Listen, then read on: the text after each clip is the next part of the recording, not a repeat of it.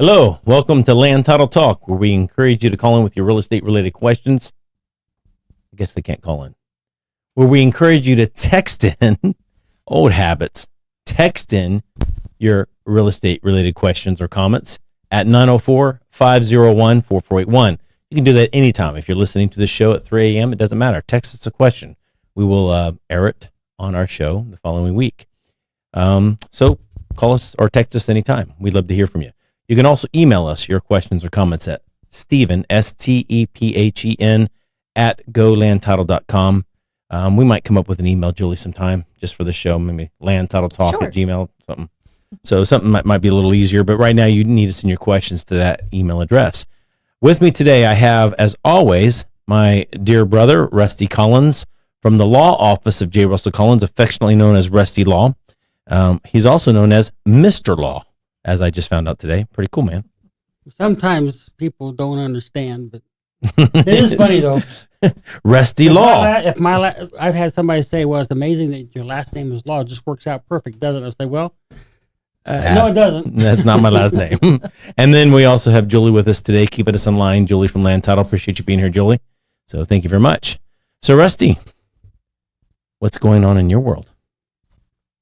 Lots of things that may actually come up while we're talking today. Okay. Anything you want to talk about specifically? No, nothing new. All right. So last week, I almost want to ask you, do you remember what we talked about? I don't have a clue. Okay, that's fine. Last week, we talked about power of attorneys. Okay. A lot. Okay. That's right. And we talked about the son who did the self-serving power of attorney. And you could see that podcast. I guess the date on that podcast would have been, Julie? The date? 6th. The 6th. Yes. Would have been November 6th. Yes. Okay. That's Julie's job to keep his line. November the 6th, 2025. Yes. If you want to see that podcast and talk about power of attorneys. One of the things we failed to mention in that podcast is that if you take title to any property, get a flipping title insurance policy, an owner's title insurance policy. This issue that we were talking about last week, it's just good to ensure your ownership. I'm not saying that our example could have got title insurance because he did a self-serving deed, which we would not have written. We would not. Yeah, we would not have written title insurance on that, but it would have at least let us deal with that problem up front. We could have talked to him about it. Get title insurance whenever you take ownership to a property. It'll save you a lot of headache and heartache. Call us anytime. Ask us any questions. It's a very inexpensive policy that protects you throughout your whole ownership of the property and even after you sell later on down the road, because you actually have liability when you sell. When you convey by warranty deed, you warrant the title against all claims whatsoever, whomsoever, for lack of a better explanation. And that means that when you convey, if somebody later on challenges the ownership of the person you conveyed the property to or the subsequent owner, and it happened prior to your ownership, they can come sue you for the curing the issue. That can be expensive because these guys over here, this guy sitting on my right, they ain't cheap, as we like to say in the South. Well, he's actually pretty affordable, but most of them aren't. So always get an owner's title policy. Just something I failed to mention last week, and I just wanted to bring that up. We did say on our last show, too, we would talk a little bit about marriage. Okay? And marriage, you like to say marriage is a disability. When it comes to homestead property. When it comes to real estate or homestead? When it comes to your homestead property, if you do not own your homestead with your spouse, and if you have a spouse, that means you're married, then you can't do anything with that property without the joinder of your spouse. Period. You are disabled. Now, if you were to do something and then your spouse died afterwards, there might be a way it cures itself, but while that spouse is alive, it's no good. So being married has a lot of power. Well, sometimes what I don't like is... I mean, I know you say it's a disability, but there's a lot of power in that. A lot of protection in that. Right. So your spouse doesn't have homestead rights. You have a homestead disability, which I like gives homestead them rights. I know, but it gives them kind of a veto power. But all you got to do to get rid of the veto power is make them not your spouse. If it's that important. Right. So But it also has some weird consequences with children. You can't devise your homestead if you have minor children. If Yeah, but you can devise your homestead if you have minor children, so long as you're living. well, okay, you can sell your homestead with your spouse. You can devise in that cell, or if I wanted to Devise take. but that means it's in a will. That's Okay, devise. so I know. Okay, so you're specifically talking about death benefits. Yeah, death. Okay, Yeah. all right. I'm You sorry. can sell your So, homestead 'cause to me, with your to spouse. devise to me would mean, well, I'm taking my property. If I wanted to, add somebody else to my title, I could. I guess that Right, would be your the children- wrong terminology. Right. So that's Okay. for death when we say devise. So if you're not married but you have minor children, you can do what you want with your homestead, except put it in a will to somebody that's not them. Nothing you could do to change that. You have Um, minor kids. No matter what you do, you cannot devise your homestead property to someone other than your children that is that are correct. minor. That are minor. If it's minor, yes. Right. If they're And- adults, then that's a different story. Right. So you just have to make sure you don't die until the last one turns 18. So marriage is important. We encourage marriage, don't you? Well, I'm a big believer in the contract of marriage. You sound so hesitant when you said that. I'm going to say it the right way. Okay, we are big proponents of marriage. We encourage people to get married. I think marriage is a powerful thing, and I think it's wonderful. I think Yes. that there are homestead protections to a spouse, Well, and that's the whole reason for it is to protect the spouse.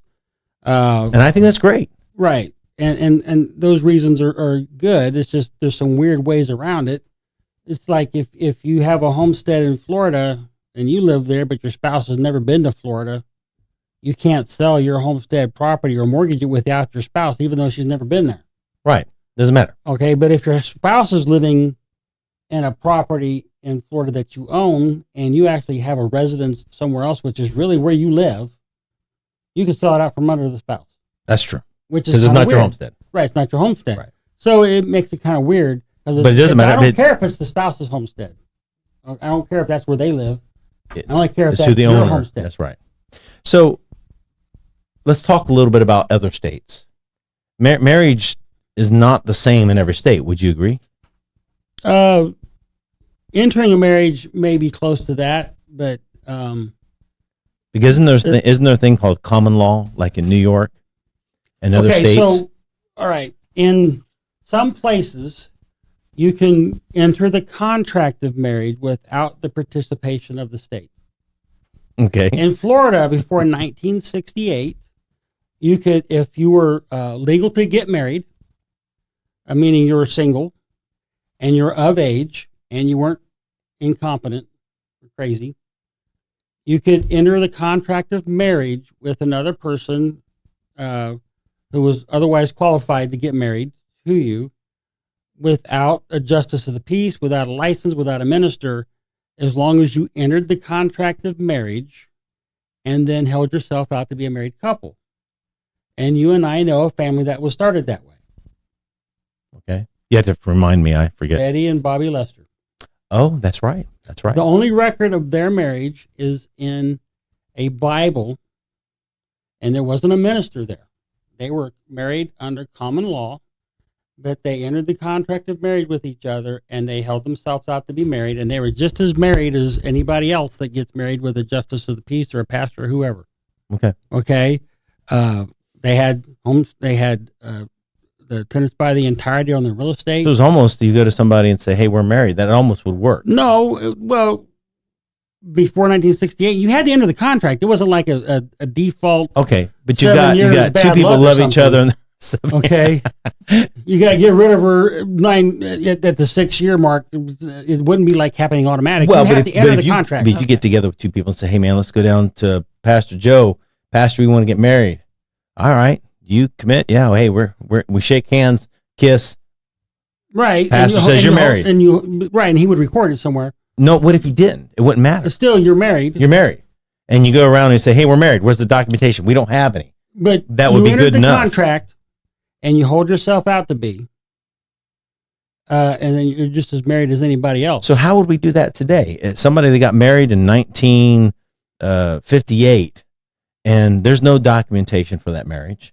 Have they held themselves out to be married for that period They of time? have. But what if all of a sudden somebody? Sounds like murder to me. Well, but what if somebody in the marriage decides that? Well, that's we were never married. right. And again, you can live together for 20 years, but unless you enter the contract, Because we don't have a common law marriage. not in Florida. Not in Florida, but other states they do. There are some states that have a way to do it. They prefer that you register it, which is weird. What's the difference, really? You're saying we entered the contract. You know, when you or I officiate a wedding as a notary, all we do is represent the state. In fact, the justice of the peace or the pastor or whoever officiates, all they're doing is representing the state of Florida to recognize the marriage. And that started in 1968. Right. That became a requirement in 68. All marriages entered after that date. It was like July 1st, 1968. So, but all they're doing is recording it, or they're there to record it. And they just saw, it just says it was done. And the thing is, it's the one contract you have to have it's the one contract you have to have a license in order to enter. And you get that license from the state, You get that license from the clerk. which represents the state. Yeah.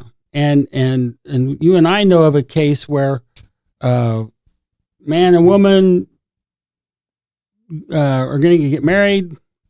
They go out to one of their houses and they have the son who's a notary perform the ceremony. Oh gosh, I know this story. And then they go get the license and they sign the license or whatever. They give it to the son who's the notary. He throws it in a safe. And then within 24 hours, he knows, the man knows he's made a major error. He sends this girl home. He sends her away. And he goes off on vacation or something. And he basically ends up back with his previous wife.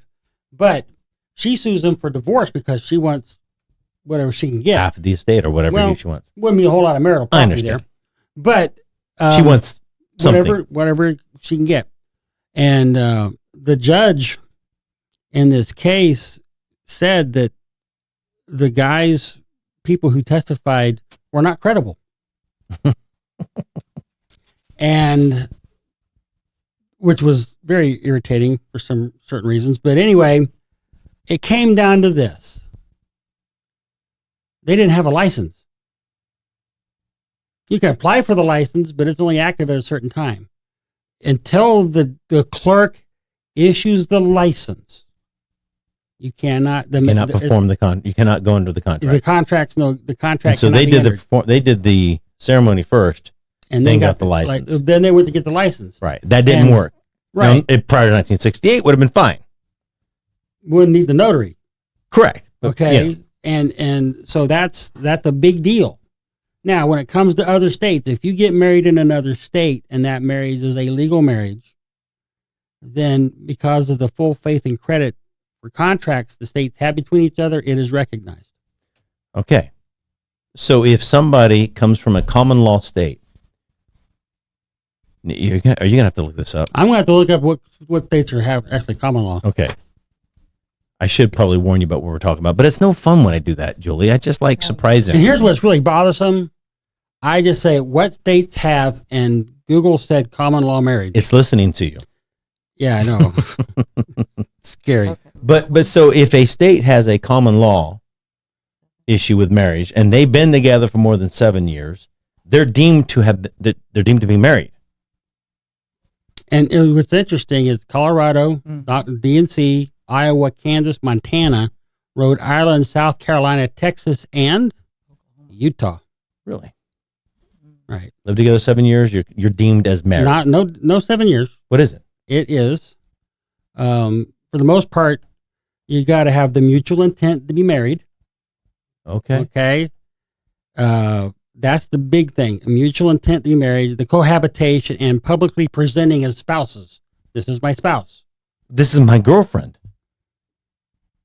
Well, that's true. My wife is my girlfriend too, but there's a marriage. I mean, you think about it. Okay, you're living in one of these states. What do they say? Iowa? Okay, Iowa? you're in Iowa, and you don't call this woman your wife. You always call her my girlfriend. But you live together. You share Are you- cohabitation. but- You share expenses. Okay, but did you have an intent to enter the contract of marriage? If she says yes and you say no, then what? Well, that's why a lot of states don't like that. So, but we're in I Florida, had so it an doesn't matter. intent on Now, Saturday. but Stephen, take in Monday- consideration to elaborate on the Utah, which you guys should know, but New Hampshire and Utah have limited recognition. It's not blanket like all the others that we ran down. Yeah. Okay. It only is in regards to inheritance. Okay. Interesting. But I mean, it can cause problems for people who move to Florida. Now we state, well, it's homestead. You're now moving to Florida. We need your spouses. Oh, she's not my spouse. We were never married. But under common law, they could be deemed as married. Just a side note. But Florida recognizes those marriages from other states. But let's complicate this a little bit. What if they're married in another country? I do not know the answer, except that I would think that the marriage that they entered must be legal here in order for that to work. Because if you come from a Middle Eastern country where multiple wives are supported, they're under Islamic law, you can have more than one spouse or one wife, as long as you can take care of them. There's some requirements there under the religion. But if you do that and then you move here, I do not know I don't know what happens when it comes to owning a house here. That's pretty interesting, isn't it? I don't think that works. Polygamy at that Right. point. So I didn't choose know your about- spouse. Well, you only get to keep one for legal reasons here. Okay, well, what if, and we've actually dealt with this, and I can't remember what the outcome was. It was just a weird situation. The closing didn't happen, but it was a pending closing in Flagler States, of all places, where we had a Middle Eastern man whose wife was 14. You can have a 14-year-old spouse in many states if you get like parental type consent. Really? Yes, and I did a closing for a person her husband was 34, she was 16 in Flagler States. Her ID was her Fletcher High School ID, and they got married. It was just a fresh marriage, but she was able to sign. She's emancipated. Okay. Getting married emancipates you. You become an instant adult. Right. You can't drink, but you can sign contracts. Wow. Okay. Okay. So I guess a 14-year-old would then be an adult if does the state of Florida recognize those marriages out of country like that? I mean, in the state of Florida, I think even a consenting 14-year-old, you'd still be in trouble, would you not? Wouldn't you be a child predator put on the list if you had sexual relations with a 14-year-old? You do need sworn oath by the parents of both sides. Okay. It's interesting. And sometimes we have to, deal with those kind of things, but, different. Well, they've changed it. I said, does with Florida recognize marriage with one spouse is 15? No. Florida law prohibits marriage for anyone under 17. The state law has changed to ban marriage for anyone under 17, regardless of parental consent or other circumstances. But what about if they're from another country and they move into this country? I mean, that would be the question. Because we have legal documents, homestead, we have legal documents that 14-year-olds are going to have to sign. Now, it's just a weird question. It's more for fodder because we've only dealt with that twice. It doesn't happen much. No, it doesn't happen very often, but it happens. I just think it's a curious Florida does question. not recognize a marriage if one of the spouses was 15 years old, even if the marriage was valid in the foreign country where it took place. Wow. While Florida generally recognizes foreign marriages under a principle called comity, basically respecting other places, other jurisdictions' laws, it will not recognize a marriage if it violates its strong public policy. So the public policy in Florida is no. Okay. Florida strictly prohibits anyone under the age of 17 from marrying under any circumstances. Interesting. For marriage to be valid in Florida, both must be 18. With a person who's 17 can marry, but only if they have written parental consent. and the older party in the marriage cannot be more than 2 years older than the minor. Wow. Because, so a marriage with a 15-year-old is explicitly prohibited by Florida statute. So a person moving from a foreign country to Florida, they are considered under Florida law no longer married. Yeah, you probably don't want to come here with your 15-year-old spouse. 14-year-old spouse is Or what this 14-year-old was. spouse, because you'll be on vacation. Yeah. Because there's laws He's prohibitively right. He's restricting right. that. Yeah. Just an interesting point.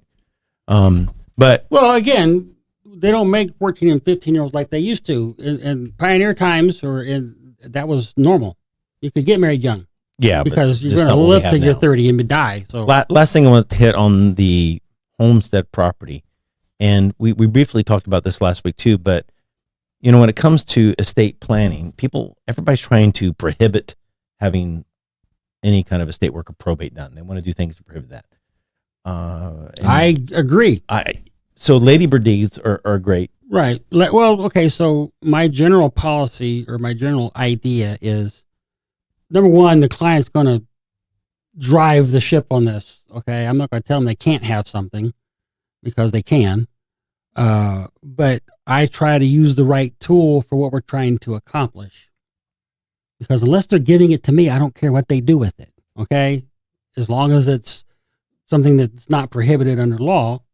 So, if you have a property and you're worried about creditor claims, or you're worried about Medicaid issues and all those things. Number one, Medicaid will not require you to sell your house while you're alive if you go to a nursing home. Okay, so that's protected. And if you die, as long as the property is not devised to somebody who is not an heir at law, They can't touch it. they can't touch it. That's very important. Now, one of the problems, though, is we have blended families. So, when we say heir at law, I don't care how much you love your stepchildren. They are not your heirs unless you adopt them. And so if you devise the property to them, you now have problems. If you devise the property to people who are not heirs at law, then that protection disappears. But that Also, if you do it in a trust, it loses its protection. meaning the beneficiaries of the trust are the blended family, the blended, your the blended stepchildren kids. and your real kids. Right. So that's an unintended consequence. Right. And that unintended consequence has caused a probate I was working on to have to pay back $87,000 to Medicaid when it didn't have to happen. It was the guy's homestead, Yeah, and he gave it but to the think- people he loved. But think about this, Rusty. You're in a blended family. You both have children. She has, let's say the wife has 2 kids and you have 2 kids and you've been together for a long time. You would want, if she dies first, she's going to want her 2 kids to get part of the estate too, because by virtue of the marriage, all of her assets go to him. Right. Now, by virtue of and when he dies, now they are totally alienated from the estate. If there is anything That's to do called with, an unintended consequence. and there's nothing you can do about that. There are things you can do. What? Well, Does Ladybird fix that? Because if I set up a Ladybird deed today, mhm. okay, and within a year I go into nursing home, and then I die 3 years later, and I've already devised the property. You've divided it in a will. No, Okay, you've transferred the property with a Ladybird deed, or you've given a Ladybird deed to the 2 children from my wife's to family whoever. and 2 children from my family. Okay, Okay. when you Do we take still have this? We don't have the same problem anymore. is not, Because when you take your last breath, Mhm. it's no longer your asset. Right. So you don't have an estate that has that asset. Correct. Because of the Ladybird deed. So no longer does. It transfers on death. Right. So we don't have the issue with the creditors or anything like that. Right. Even just like if you had your checking account or CDs or whatever, and you had a transfer on death or payable on death beneficiary, then when you die, it's not part of your estate. Yeah. You lost ownership. when you So took your that's last the way to breath. fix that blended family issue. Right. And again, every person's situation is different. Right. But in this specific example, that would fix that. Yeah. Do a Ladybird deed. Yeah. And Well, it's way now- cheaper than a trust. Oh, but now you run the risk. Here's the risk you run. The risk is you die and the spouse says, well, I don't want my 2 children to get half. I want them to get whole. She can change her mind. Yeah, well, right. But I think that's a better risk than having it. You picked the wrong person to marry then, I guess. Yeah, but doing it that way is better than having it go through the estate where if they inherit it, then you okay, got. So if we weren't worried about creditor claims, Right. okay, and we had this issue, then But you always have to be worried about creditors' claims, Rusty, you can. Yeah, especially when it comes to extended care and I agree. Social Security and not Social Right. Security, but Medicaid. So you have to be worried about that. That's It is a real issue. That's a real Well- issue. And so I think the better way is the Ladybird deed. But if the kids are minors at the time you set up the Ladybird deed, they've got to mature into it. I guess that's okay. But it would be better to do that if you got a blended family than it would be to run the risk of having an estate that's going to be subject to Medicaid that wants $180,000 for medical expenses or for the care of me or whomever, right? As he types away. Such great video. I almost said radio. Yeah, well, I'm going to ban you from a computer. You got to just go from the cuff. well, so I- here's a problem. Okay. You've got minor children. Yes.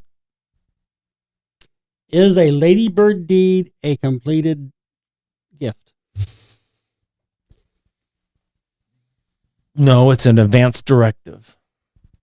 It's not a But completed. you can alienate. Listen, I don't care what you say. If both spouses sign on that deed, you can alienate your minor children with the Ladybird deed.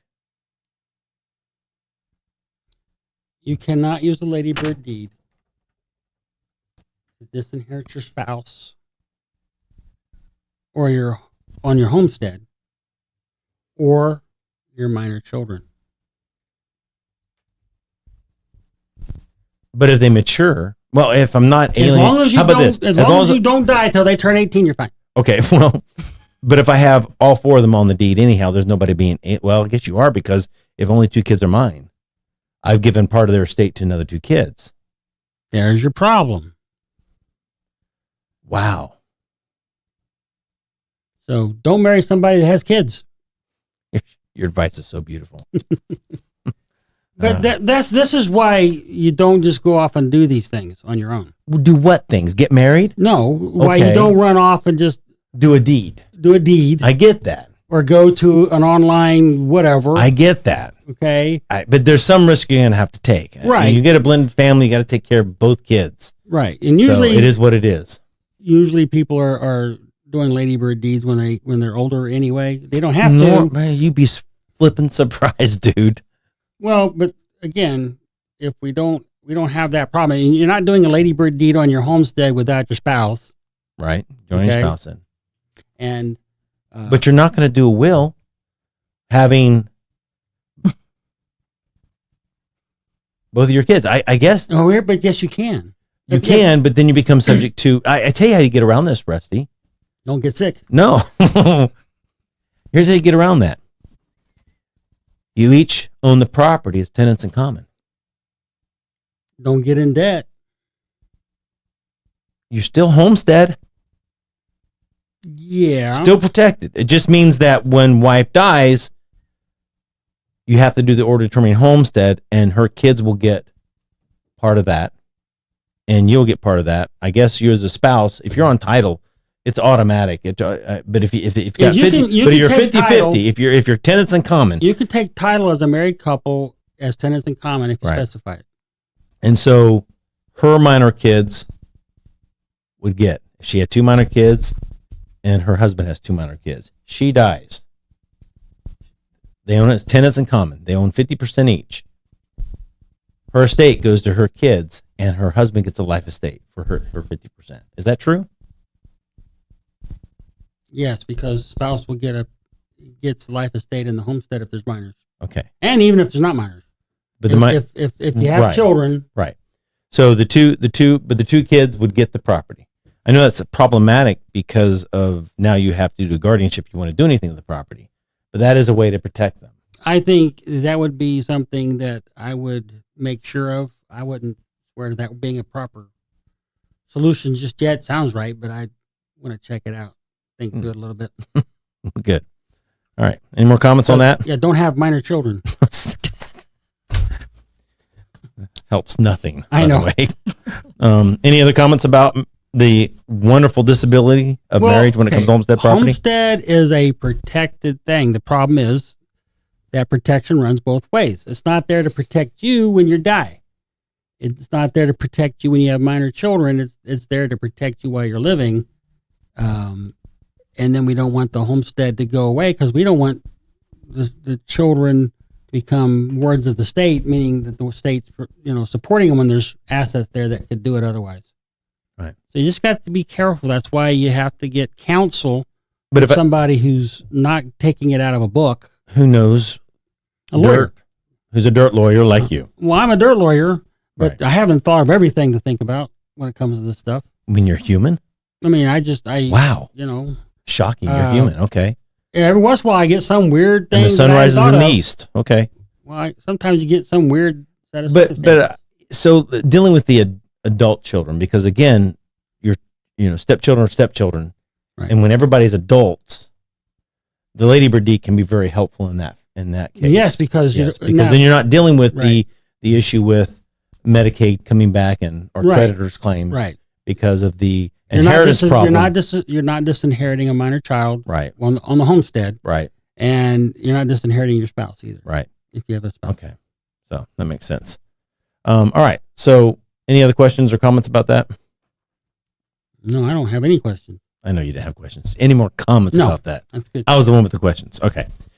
Next thing I wanted to talk about, Rusty, a little bit with you is about foreclosures, Okay. mortgage foreclosures. We talked a little bit about being on the foreclosing side.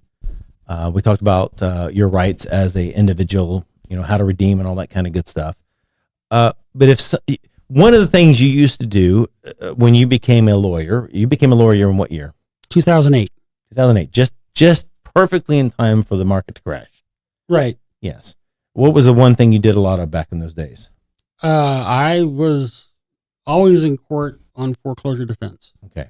So talk a little bit about foreclosure defense and your feelings about foreclosure defense, and and we used to argue on a radio show a little bit about that. I'm a big proponent of a bank who's not getting paid to be able to foreclose. I mean, I think that's good for everybody. Well, you have to remember that was a time when and don't get me wrong. The only reason I'm interrupting because I sound like I'm heartless, and I'm not. I know that it's important for a bank to be able to do that. Otherwise, they don't loan money. they weren't loaning their own money anyway, but That's not the point. most of that money came out of pools, and the Rusty, banks were just a service. It was, but it was their money. Okay, but somebody loaned the money. Yes. Somebody paid The money right for to those loans. foreclose protects the industry. Would you Of course. agree? Okay. You better. Yeah, So exactly. I'm a big proponent on that, and I sometimes feel like we got too crazy on the nuances of foreclosing that some of these people held on to their properties without making payments for 7 years. We had one guy. I did that I know you did that. for somebody. Yeah. Yeah. Okay. Well, why do you think that happened? I know what you're going to say. You're going to say it's because everybody needs to play by the rules, including the lenders. And that's what your angle was. But the blaring issue is they were not making the payments. Right. Period. And that truly what was happening is you were taking advantage of a situation, became an opportunity for those people who fell behind by going after these lenders and making them prove their stance. And Okay, I so get first that. of all, I don't know of anybody that got a free house. Okay. Well, they lived there for 7 years without making a payment. And that was because the lenders did everything right, or because they were doing some weird stuff that caused problems. They did some weird stuff Okay. that caused problems. So, and what lawyer doesn't shouldn't take change. advantage of that? Okay. Okay. As long as I'm not putting something that's completely false before the court. You wouldn't do that. Okay, I know that. Okay. But they were. Go ahead and tell us. In civil actions, the lawyer has a duty to the truth. Right. Okay. But tell us some of the things that you take issue with. Well, I had a case that I did in Clay County. The case had gone on 5 years. I was hired to go just to trial. Okay. And before I went to trial, I looked at the case because it was kind of supposed to go loose. And but the original plaintiff was one institution. Okay. Then they did an amendment to change it to a different institution. And that amendment goes back to the original case, the filing date. Now, in order to invoke the jurisdiction of the court, you have to be the proper party in interest at the time the case is filed. If you cannot get that done, you can't really fix it. You have to cancel and reopen. You have to cancel and file a new one. Okay. Easy fix. 5 years later, we're off on this original case where they swapped out the plaintiffs. So I'm in this case and I'm cross-examining this guy to death. And the judge was Judge Soud, looked at me and said, Rufty, where are we going with this? Okay. And I said, Judge, this case was started by this other lender. They did an amendment. They filed an amended complaint that changed the actual name of the lender to a different entity. Both of them could not have had standing at the time this case was opened. Therefore, there's no standing and the case fails. And he said, he went on a tirade for 15 minutes. He says, I'm not yelling at you guys because I know you guys didn't do it, but this is ridiculous. This case has gone on 5 years. And so I won. Okay. They just had to reopen the foreclosure. Well, no, not reopen. They got to file a new one. Well, that's what I mean. I guess you're right. If reopen, it'd be the it's not reopened. Had to refile. It's a new case. Gotcha. Okay.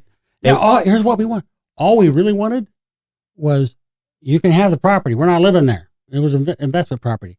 We just don't want a 1099. Oh, on the deficit or whatever. Okay. They couldn't do it. You can have the house right now. No 1099. They couldn't do it. How come? They said they were not allowed to do that. So that's why we didn't do it. And they eventually came back and they got their foreclosure done. But after 5 years of messing around. Now, we are way more efficient. Before you, as I slap you, before you move on, if that foreclosure would have happened, you would have had cause to go and set that foreclosure aside. I've done that too. Because they didn't have standing. Foreclosure's done. They issue the certificate of title. 10 days passes, they issue a certificate of title. If there's no jurisdiction, everything's voidable and can be backed out. It doesn't matter. Another reason why you get title insurance if you buy a foreclosure. Right. We had a guy buy a foreclosure, and he was smart enough to put the title insurance at the value of the market value at the time, which was more than he paid for it at the courthouse steps. And he bought it. Certificate of title was issued. He got the title insurance for the higher amount. He started doing repairs. Put $50,000 rehab in this place. Well, they set the sell aside for some reason. I don't know if it might have been standing, because that might be the only reason why they can void a foreclosure. There's lots of reasons. Okay, there's other reasons. Well, his title insurance paid him the full amount of his policy, which covered not only his acquisition cost, but also the rehab money that he put into the house. Right. So he didn't make a windfall. Well, he didn't lose anything though. Right. He would have lost big had they set that foreclosure aside and he didn't get a title policy. Yeah, because all he could get was his money back. Or he's getting his original money back. Any of the improvements would have been out the window. He would have lost that money. Right. So yeah, it's crazy. Because a certificate of title comes with no warranties. No, none. Not even we did the foreclosure. Get a title policy. Get an owner's title insurance policy. Right, and that would be a good reason to get it. Although I don't think many agents look at it that way. What agents? Title agents. The smart ones do. Well, of course. But again, how many agents go after selling an out to 9 endorsement? Listen, there are closing companies that write title insurance. We are a title company that happens to do closings. It's a big difference. I know. Yeah, that's just yeah. So the reason some of these foreclosures took so long is because lenders were doing things in a bad way. We had the robo-signers. And We had robo-signing, but again, robo-signing on what? Okay. If I have the original note, even if it's not endorsed to me, if I can show that I bought it, or if I can show that you gave it to me to foreclose for you, I've got standing. Right. Okay. The Uniform Commercial Code is a beautiful thing when it comes to getting business done. If if you have a note that's endorsed in blank and it blows out the window and I pick it up, I can foreclose the mortgage that's securing it. And you're talking about a promissory note. Yeah, promissory note. Yeah. Right. So even if they lose the original, big deal is show us the original note. Well, I don't have to do that. I can enforce a lost note. Okay. If I can prove how do you prove ownership?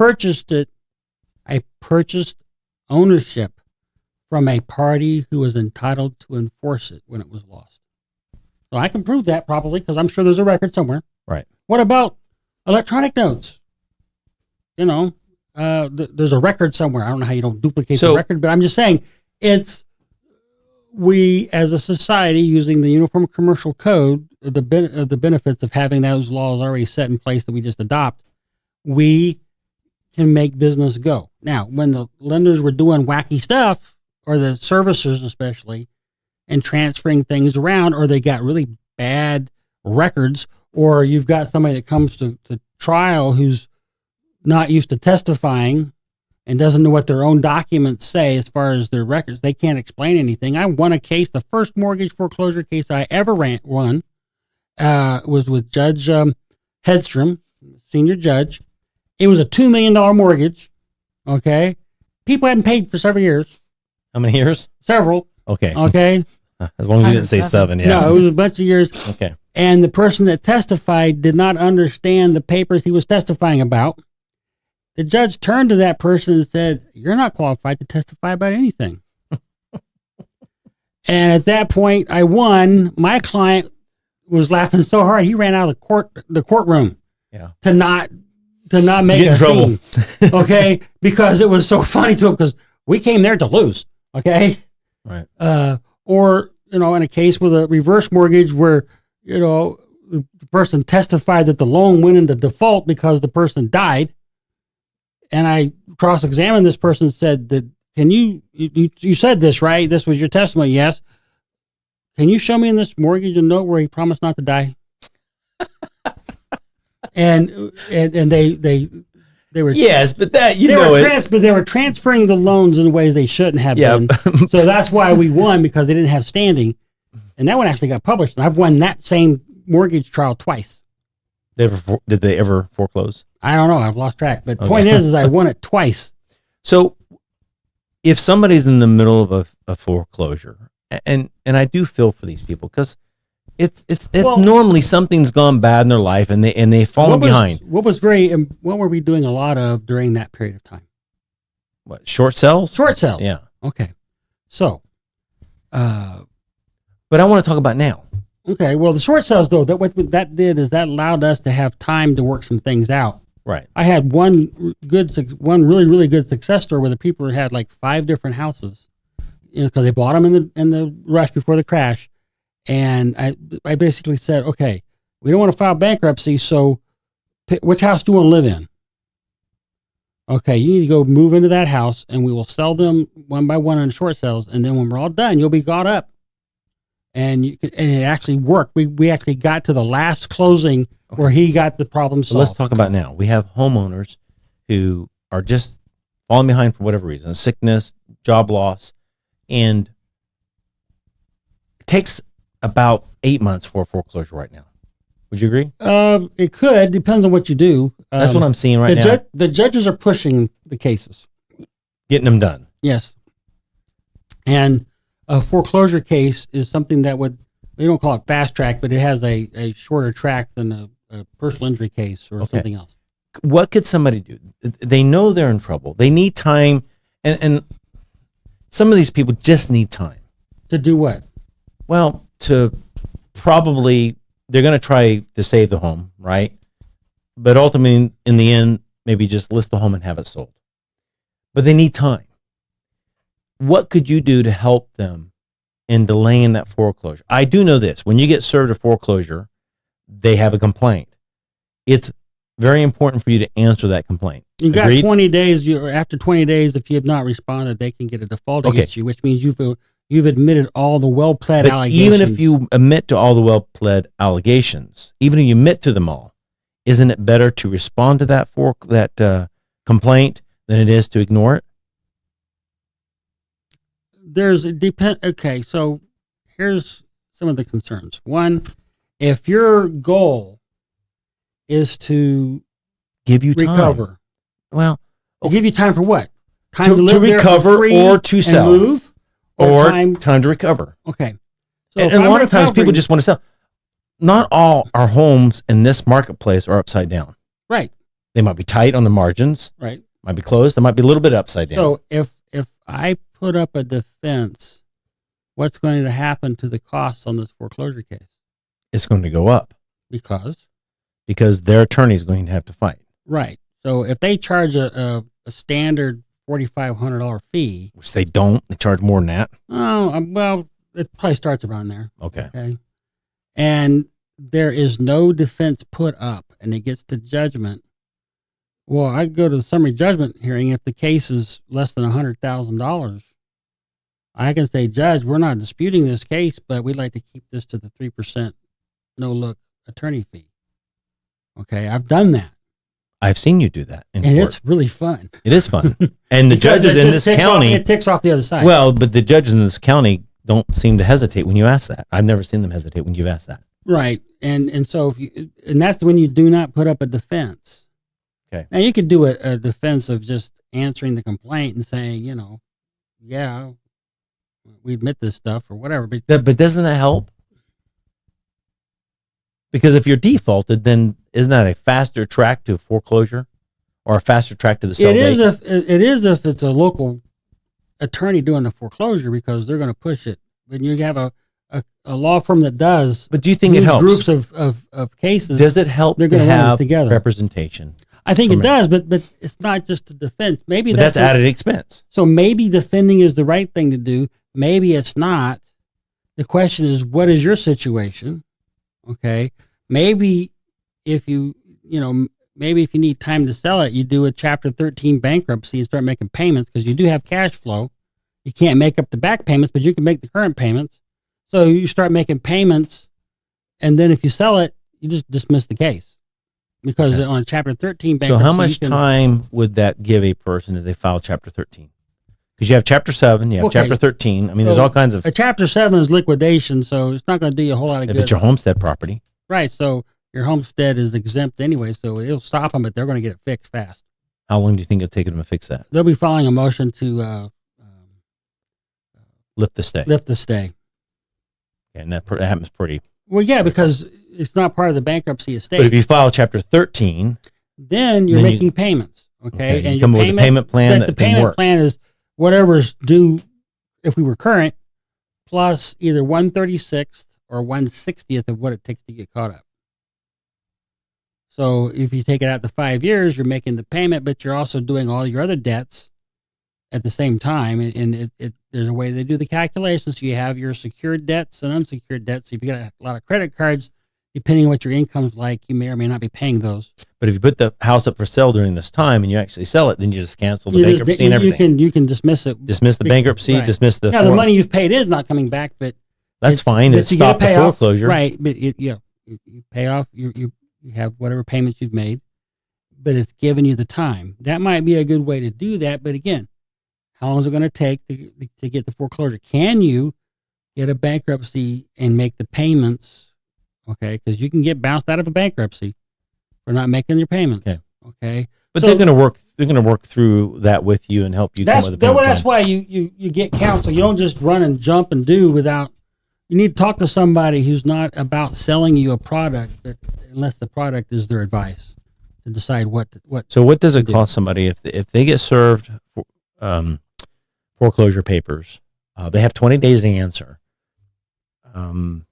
What does it cost for them to come and sit down with you and get a consult for an Well, hour? a consult for an hour is $330. Okay. Okay. And usually it takes more than an hour, but that's what I charge for it. And and it may result in, this is a plan, or we need to think about something else, or But if maybe you it's see nothing. anomalies in that foreclosure, if you look and say, well, they don't have standing, would that benefit them for you to cause that stink? Well, it does, because you could maybe get the case dismissed. Okay, but the case, that's just going to buy you a little more time. Well, they're probably going to get a no lawyer who's going to have to do their own stuff. Okay. Mm-hmm. And again, it may change what needs to happen in order to work with the servicer. But remember, these people that are in charge of this stuff, they have checklists, and they can't really make independent decisions most of the time. It's not like you're dealing with the person who holds the mortgage who might need to make a decision. Right. It's not like you're dealing with a private investor. Right. And that's a whole different issue. You actually can talk to them and work something out. All you can get to is somebody who doesn't have any authority. So it depends on the situation. There are lots of ways to work things out, but we're not in an era where all these mistakes were being made in the foreclosure and the mortgage origination process. They've definitely tightened up their. Well, CFPB's taken a lot of that. Yeah. Okay. And CFPB is the Consumer Financial Protection Bureau, which is that even active still? Did Trump kill that thing? No, it was. They may have shut down a little bit because of the. I understand, but the government shut down. But I don't think. I thought he killed the CFPB. Not that I know of. But yes, because But the future is uncertain. okay, but the CFPB, Consumer Financial Protection Bureau, did tighten things Well, they up. made disclosures more valuable. Yeah. Okay. When my son bought his house, I mean, he got an education. He didn't want to talk to me, and I wouldn't have been the right person anyway, because I would have sloughed all of it off, because it's like breathing. Yeah. The way we think about this stuff. But he learned a lot of stuff, and they had a lot Right. of disclosures that mattered. And the requirements to have the settlement statement 24 hours, 3 days prior to closing, which really isn't 3 days, but it's helped. It helps. I remember the days when we were doing closings, we had a settlement statement fresh off the printer and everybody's seen it for the first time. That doesn't happen anymore. You can't have, well, not with those loans that qualify for that protection. Correct. It's beautiful. It's a beautiful thing, It actually. puts the lenders under a lot of stress, and it puts the title companies under a lot of stress, but it does It's kind of help less with the stress. you don't have as many last minute. Oh man, it's less stress. I mean, when I started, we'd be doing these things in pencil and then adding them up and balancing them and then typing them and Then whiting them out. then whiting them out and making a copy. So With the copy machines, you lift up, put down, push the button. yeah, so things happen like that, but it doesn't. But that's when we were pulling all the forms off of a rack. We already had the pre-done pre-printed forms. forms, and you just fill them out. So it's way different now. Yeah. But it does. The disclosures are more meaningful. So that's helped in the lenders having a cleaner foreclosure, correct? Well, yeah. I mean, So it makes you things still a have little bit- whatever they're doing to transfer around, but a lot of the defenses that we were using have been proven not to mean a thing. Okay. So Over those years of foreclosure defense. because again, we always thought that if the loan was 5 years delinquent Yeah, and they had accelerated it, well, there's the maturity date, right. and well, The Florida Supreme Court came back and it said said that. no, every payment that's missed is its own default. Right. And this is coming up with these silent Which, seconds. thank heavens, I mean, it's look, better that way. Public Because policy, based on the statute that we are all living and dying by, when a mortgage matures 5 years from that maturity date, it's released in the public records.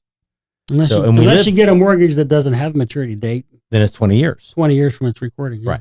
But I like the fact that they're saying, hey, maturity date's maturity date. Just because we accelerate it, that's not mature. That's Well, not when it maturity gets date. dismissed, it's unaccelerated. Yeah. And the silent seconds didn't go away. And there's a lot of things we again, you don't know until you challenge things and you get appellate Gosh, case. that on was that. those were some weird years. Oh, well, we were waiting for that 5-year mark. We were all excited, Yeah. and then we got crushed. Yeah. And again, public policy. It was better I don't know that anybody that's gotten a free house. it was right? better that did not work. That would have It been could have been that would have been it would have been traumatic actually, I think. right. But now we've got federal Would mortgages. have been a lot of happy people, but it would have been traumatic. But now By the way, we've is got, that the right word? Traumatic? Traumatic. Yes. Okay. we have people with these federal loans like the reverse mortgages. When they have a problem, they can't get the job done judicially, they'll do a non-judicial foreclosure. Well, I've seen that, which is a whole nother time. That was something when I first saw it. I said, that can't be right. Well, when I had a client, so what happened is we had a client call me. We do a lot of foreclosure work, and I had a client call me about a foreclosure that was not on the docket, wasn't on the real foreclose docket, and the foreclosure sales happening at the property. And yeah, the foreclosure sales happened at the property. I was like, I'm sorry, but I think drugs is illegal, and you should stop doing them. and my client says, bet me dinner. And I'm like, I don't believe this. And I got a hold of you. And did you show up to that sale? I didn't show up to I it. did. Okay. Crazy. This guy shows up. Clipboard. There's only 2 other people there. Right. I'm here to try the property. Yeah, he's like, I'm here to bid. And they bid it against the bank. The bank ended up still getting it. Well, they but it's non-judicial. I would have sworn he was plumb We're crazy. A judicial state. Yeah, what the heck? To this day, I'm still shocked by it. Feds trump state. Yeah. No pun intended. Yeah. Get it? Feds trump. Whatever. But the point is, there are certain laws that will override the state law. Now, in Georgia, I had a teacher. Well, they have all non-judicial, right? Well, they have both. They both. But I had a client, or I had a teacher who he was an attorney in both states, and he would go in Georgia and he would go to the courthouse steps and cry the property or bid the property out on a non-judicial basis. It weirds me out. I know. So I like Florida. Well, pay attention to the newspaper because that's where they publish them darn things. Well, they also record it in public records too. There's a notice in the public records. I don't know. You want to bet dinner on that? Hey. I'd buy you dinner anyhow, but it's more fun when I have to buy your dinner because I lost the bet. And it's way more fun when you have to buy my dinner because you lost the bet. Well, it depends on where you want to eat dinner. Do you remember this? That's when I'm willing to bet you on. There was no recorded notice. Are you sure? Because I've seen a recorded notice in everyone I've seen. Let's look at that. All right. So well, is this bet or no bet? Hold on. Every time I bet him, he loses. I lose. He's a lawyer. He's a lawyer. No, He's a blood-sucking, cheating lawyer. With O.J. Simpson. O.J. Simpson. I swear he's going to be adjudicated guilty. Well, yeah. He may have done it, but he wasn't adjudicated guilty. Yeah, he wasn't. So, I ended up having to detail his car. Yep. Well, this has been Land Title Talk. Thank you for joining us. We appreciate that. We're going to be back next week. Talk about some more fun topics. Text us before then if you would like to control the conversation. And we'll keep talking about things that other people have sent us if you don't. So join the conversation if you like. I'm Steve Collins from Land Title of America. You can reach me on my cell phone, 904-501-4481, 904-501-4481. Call me, text me anytime. You can also call the office at 904-797-9600. And I would love to help you out with your title insurance needs, your refinancing, your purchasing, selling, doing interfamily transactions. We are big on title insurance. Very important thing when it comes to your personal ownership of your real estate. Rusty, how do they find you? You can call my assistant, Ben, at 904-829-6600. And 904-829-6600. And what? And Ben will try to put you on the schedule. Yes. Or ask a question to me. Because if you try calling me, it's not a good idea. I was going to give you a heads up about next week. What about? I changed my mind. Okay. Yeah. So we'll let you go. It's going to be fun. But all right. So we'll hopefully see you next week. And thank you very much for tuning in.